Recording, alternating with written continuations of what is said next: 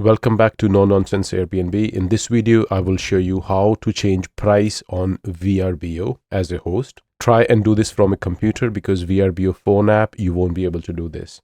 Once you're logged in, you will see your name on the top right. Click on your name and then click on Owner Dashboard. That will take you to your listing page, which will look like this. And then you need to click on Calendar, which is the third option in the left menu. And that will open up the calendar. Now, to change the price, it is always better to use a dynamic pricing tool.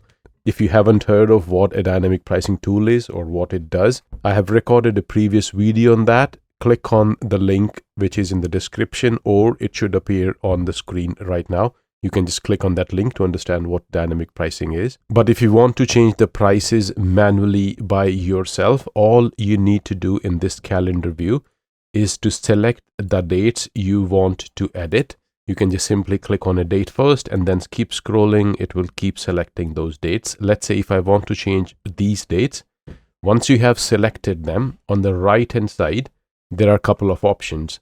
The first one is booking and blocks. So if you want to block these dates, you can click on the first option and then add a block or add a booking. Otherwise, if you want to just change the rates, you can click on rates.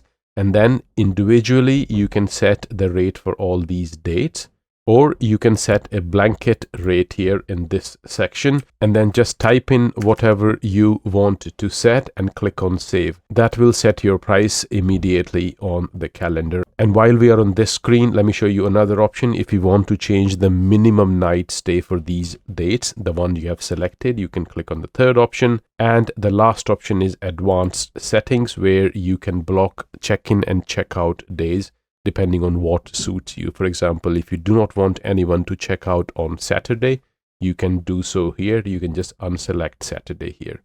Similarly, you can do the same for check-in if you do not want anyone to check in on Saturday, and just click on save.